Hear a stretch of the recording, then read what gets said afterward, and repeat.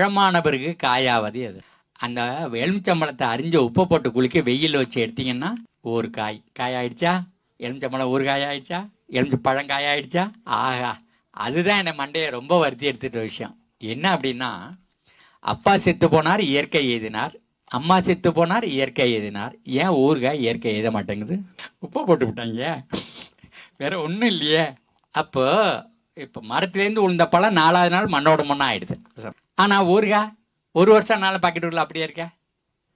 உப்பை போட்டுட்டாங்க. உப்பு நுண்ணுயிர்களை கொலை பண்ணிடுது. நுண்ணுயிர்கள் தான் ஒரு பொருள் நுண்ணா மாற்றணும். அந்த நுண்ணுயிர்களை கொண்டுடுச்சு. அப்பா செத்து போனார், சொந்தக்காரவங்களுக்கெல்லாம் தகவல் போயிடுச்சு, வர்றதுக்கு கொஞ்சம் லேட் ஆகுது. அதுக்குள்ளே இந்த உடம்பு உப்புது இல்லை, நுண்ணுயிர் அங்கே வேலை செய்ய ஆரம்பிச்சிருச்சு இல்லை. அப்புறம் தான் இயற்கை எழுதினார். அப்போ அந்த நுண்ணுயிரை அழிச்சிட்டிங்கன்னா இயற்கையை சுத்தமாக அழிச்சு தள்ளிடலாம். அப்போ இது மண்டகுள்ள ஒன்றதையும் உப்பு வேற எங்கே உயிரை கொள்ளுதுன்னு யோசித்தேன். மீனை பிடிச்சி தடவி வைக்கிறாங்க, கருவாடு வருஷம் முழுது வச்சுட்டு திங்கிறாங்க. ஆடை அறுத்து தின்ன பிறகு மிச்சர்களை உப்பை தடவி கயத்தில் ஊற்றி தொங்க விடுறான், உப்பு கொண்டான், வருஷம் முழுது வச்சுட்டு திங்கிறான், உயிரை கொண்டுடுது.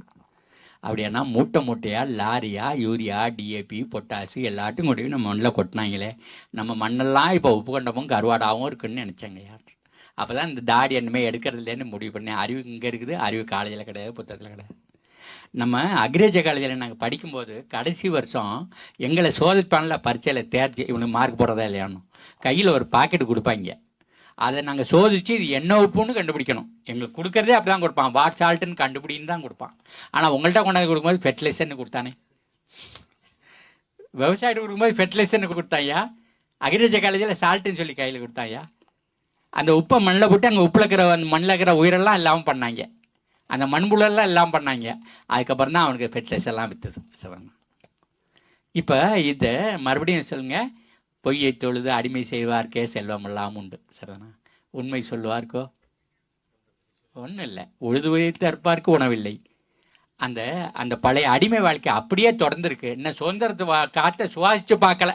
நம்ம இந்திய விவசாயிகள் சுதந்திர காற்றை சுவாசித்து பார்க்கல. நான் வேளாண் துறையில் 6 வருஷம் வேலை பார்த்துட்டு வெளியில் வந்தேன் பாருங்க. அன்னைக்கு திருநெல்வேலியில் மீட்டிங் நடக்குதுங்கய்யா, 69. அன்னைக்கு துணை டைரக்டராக இருந்தான், பின்னாடி அவன் டைரக்டராக வந்தான், வெங்கட்ராமன் பேர்.